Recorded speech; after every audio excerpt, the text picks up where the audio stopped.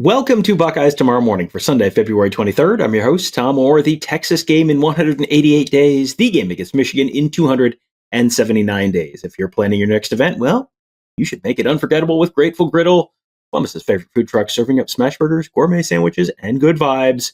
Book your catering today at gratefulgriddleoh.com.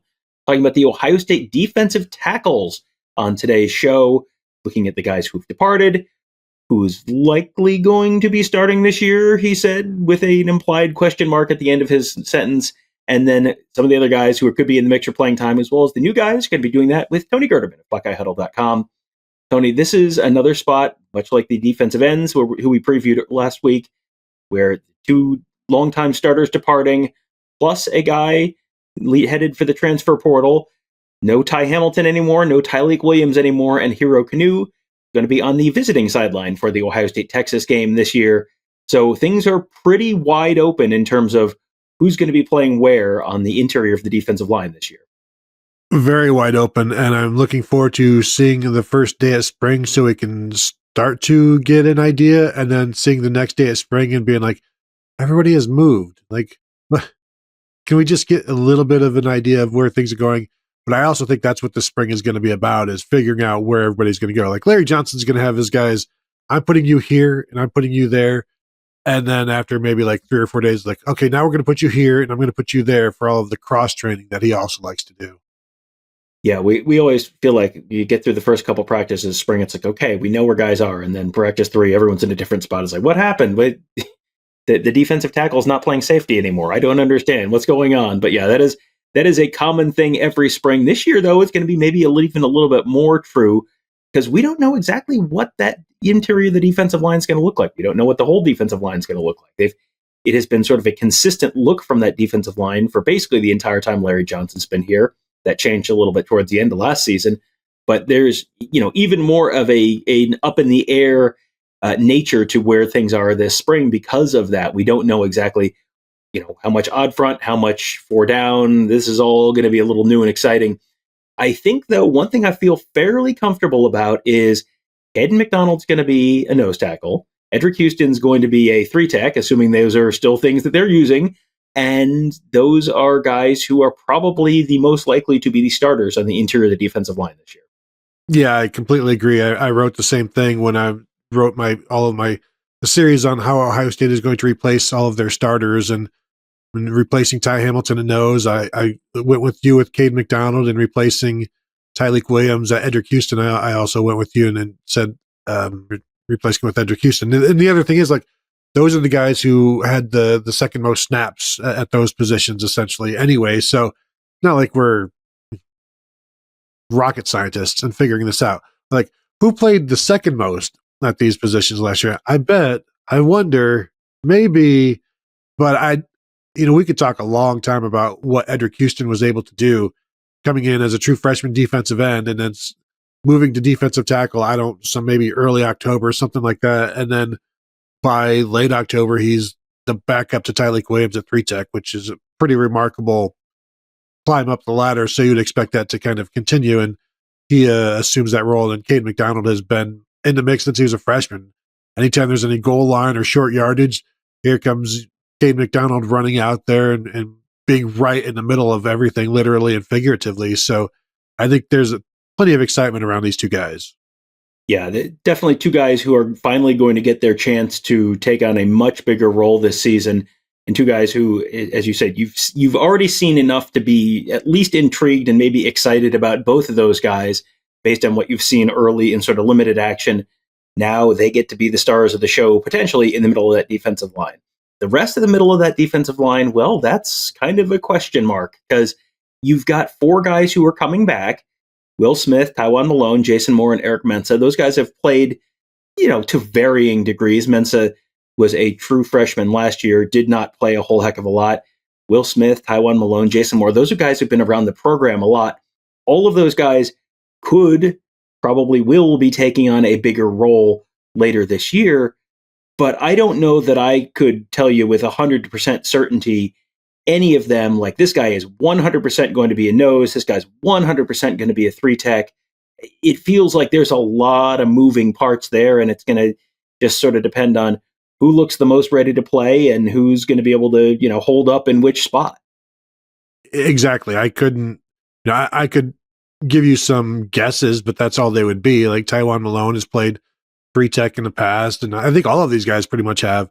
But you're going to need some nose tackles, and who are those guys? And Jason Moore is like 6'6", 305. Is that what you're looking for? Like Will Smith has played a little bit here and there. Eric Mensah hasn't really done much as a true freshman. Like, so where do you see these guys, and how much are you even locked in on who is where? And that's why I mentioned like the cross training, because Larry Johnson's going to, before you know exactly what you got, I guess you got to let them each play each position and figure out, okay, well, you're better here, you're better there. Like Larry Johnson always knows what he wants in a three tech and what he always wants in a nose tackle. But then you've got to let him go out there and see who can actually perform in that realm. So yeah, I have no idea. Like, well, no, Tom, I have some idea, but it doesn't mean it's the right idea in terms of where guys will be. So I don't even want to like make a guess, because you look at nose tackles of the past and three techs of the past. Like if you go by body types at Larry Johnson, we've talked before, like, would you say Robert Landers, like he played nose tackle, and it's like, but he was this big. Mike Hall is the size of a three tech and he played nose tackle. Tyleik Williams is the size of a nose tackle. He played three tech. So like even going based on physical models, you can't really give a great estimate as to what Larry Johnson's going to do. And before we get to the three true freshmen, because this is interior defensive line is not an easy spot for true freshmen to make, to get on the field. Before we get to those guys, I look at the lack of a traditional nose tackle and the fact that they may be leaning a little more on the traditional nose tackle this year. And I think, I wonder what the post-spring portal period might look like. This feels like a spot where we'll see how the spring goes. We'll see how all these guys have continued to develop. We'll see how all the pieces fit together. But man, this feels like if you were going to add a piece to the Ohio State defense this year, in terms of someone who could come in and at least play 30, 40 snaps, we could certainly have a conversation about the defensive ends, but the interior and especially the nose tackle position, that feels like a spot where you might see them at least take a peek into the portal after spring and see what's out there. Yeah, I'd agree, or else you're going to have to, you better hope if you don't do that one of these freshmen has stepped up as a three tech, and maybe you can move your best experienced three tech to nose tackle. Like Taiwan Malone played 95 snaps last year, got a start when I think Tyleik Williams was out. Can he move over if you've got somebody else that can move in as that three tech, and they've got some young guys? But I'm with you. Wouldn't shock me at all to see them go and add somebody on the interior. They did it at defensive end with Logan George. So, maybe the right guy wasn't there in the winter. We'll see what's out there in the spring. And then for the three true freshmen, Jarquez Carter, Trajan Oden, Maxwell Roy, we did our Black Stripe draft on the Buckeye Weekly podcast feed. So you already kind of have a sense for which of these three guys we think is probably most likely to be a contributor this year. But, any of those three, anytime you're talking about the interior of the defensive line, it's a little to me like the offensive line, where it's like, if you just assume that no one will ever play as a true freshman, every once in a while you'll be pleasantly surprised. But generally, you're going to have a pretty good sense for how it typically goes for guys in the interior of the defensive line. Yeah, I mean, remember being pleasantly surprised by Tyleik Williams and Caden McDonald. Those guys played a role, and if you could get somebody like that in this class, that's a bonus.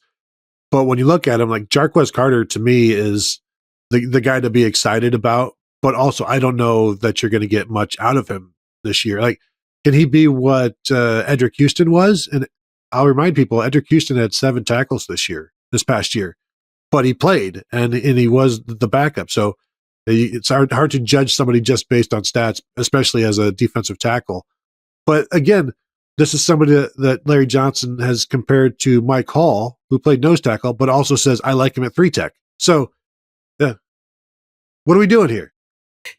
Making life difficult for people trying to prognosticate where individuals are doing. That's what we're doing here. We're trying to make sense of it all. We're doing our best. We'll see. We'll have a lot more information about a month from now when spring ball starts. We'll have a much, we'll get our usual look inside spring practice, be able to tell you after the first couple of practices, here's what's happening so far. And then generally a week or two later, now a bunch of things have moved around. People are in different spots. Things have sort of started to clarify one way or another. That's always a fun process. This is going to be a really fun spring. There are so many question marks on this year's team.